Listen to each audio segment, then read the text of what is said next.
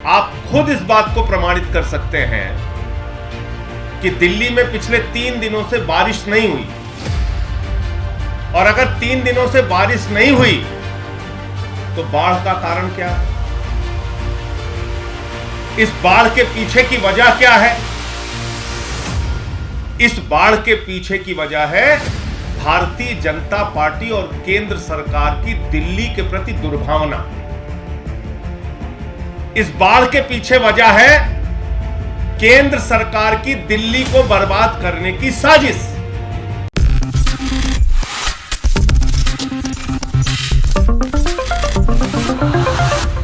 नमस्कार, मैं प्रांशी राठौर और आप देख रहे हैं नेक्स्ट 9 न्यूज। दिल्ली सरकार इस वक्त तमाम बड़ी बड़ी दिक्कतों का सामना कर रही है। दरअसल आम आदमी पार्टी के राष्ट्रीय संयोजक और दिल्ली के मुख्यमंत्री अरविंद केजरीवाल एक बार फिर से सवालों के घेरे में घिर चुके हैं।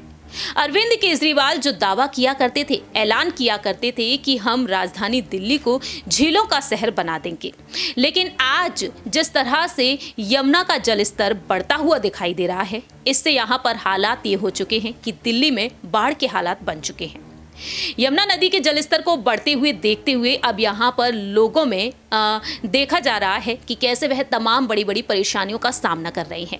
यहाँ तक कि दिल्ली सरकार ने स्कूल तक को बंद कर दिया। आपको जानकारी दे दें कि ऐतिहासिक इमारत जो है लाल किला, उसके आसपास काफ़ी पानी भर चुका है। वहीं दूसरी ही तरफ राजघाट का गेट तक डूब चुका है। आवागमन में काफ़ी दिक्कतें हो रही हैं। इसे देखते हुए यहाँ पर केंद्र सरकार, मोदी सरकार पर लगातार हमलावर है तमाम विपक्षी दल। लेकिन बात यहाँ पर की जाए आम आदमी पार्टी के बारे में, तो आम आदमी पार्टी एक बार फिर से मोदी सरकार पर हमलावर है, क्योंकि देखा जाए जहां एक तरफ दिल्ली में आम आदमी पार्टी की सरकार सत्ता में है, लेकिन केंद्र सरकार पर यहां पर आरोप लगाए जा रहे हैं कि ये बाढ़ तो प्रायोजित बाढ़ है। आप सांसद संजय सिंह ने डंके की चोट पर अपनी बात रखी है।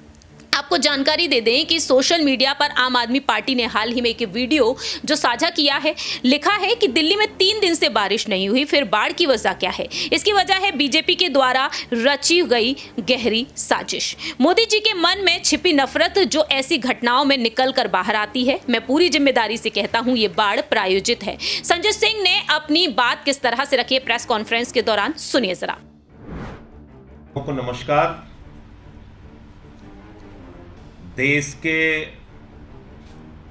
4 राज्य, विशेष रूप से हिमाचल, पंजाब, हरियाणा, दिल्ली, उत्तर प्रदेश, 5 राज्य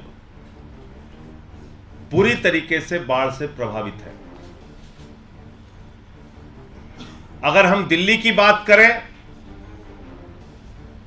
तो दिल्ली में आपको बारिश नहीं दिखी। मीडिया के मित्र यहां बैठे हैं, आप ही वेरीफाई कर सकते हैं, किसी दूसरे प्रमाण की जरूरत नहीं है। आप खुद इस बात को प्रमाणित कर सकते हैं कि दिल्ली में पिछले 3 दिनों से बारिश नहीं हुई, और अगर 3 दिनों से बारिश नहीं हुई तो बाढ़ का कारण क्या है? इस बाढ़ के पीछे की वजह क्या है? इस बाढ़ के पीछे की वजह है भारतीय जनता पार्टी और केंद्र सरकार की दिल्ली के प्रति दुर्भावना। इस बाढ़ के पीछे वजह है केंद्र सरकार की दिल्ली को बर्बाद करने की साजिश। इस बाढ़ के पीछे वजह है मोदी जी और भारतीय जनता पार्टी के मन में छिपी हुई नफरत, जो कई बार ऐसी घटनाओं में निकलकर बाहर आती है। यह एक आपदा की स्थिति है, देश के किसी हिस्से में आ सकती है, दूसरे हिस्सों में आपदा आती है।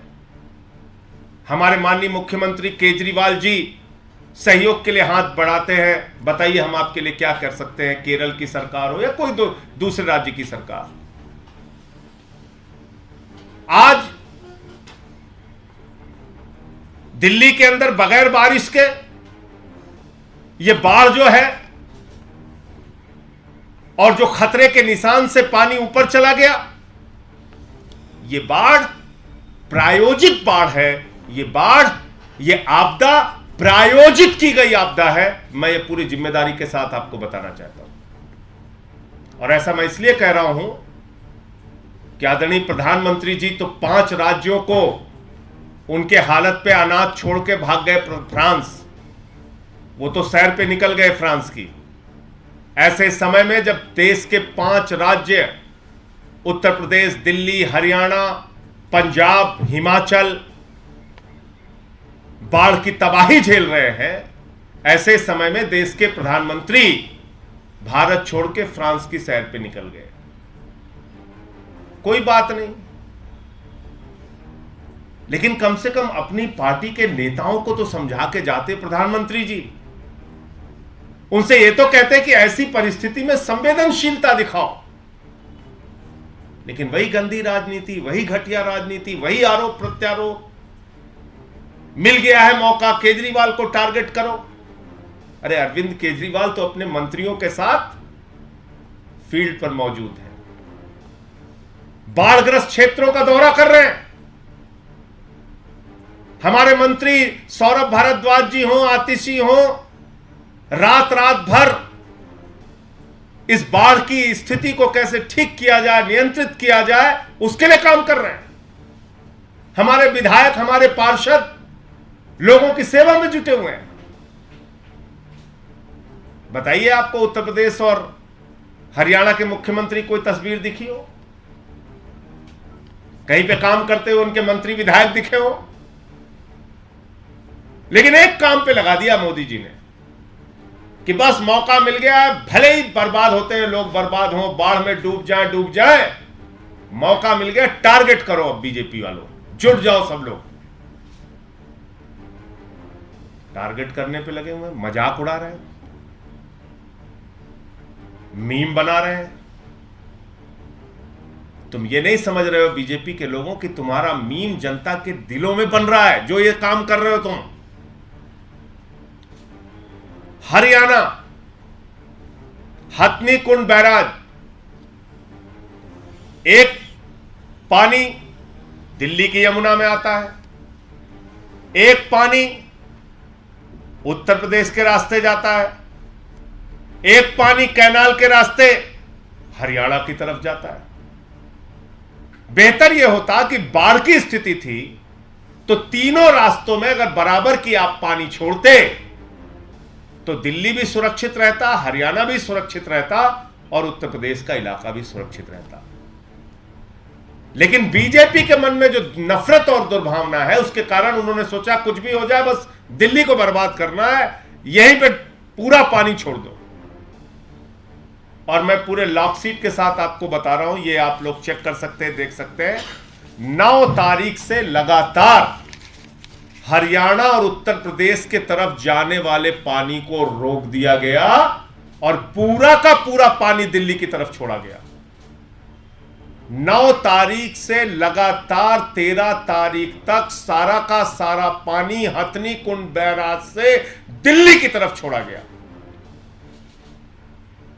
कि दिल्ली को बाढ़ में झोंक दो, दिल्ली को डुबा देना है पूरी तरीके से।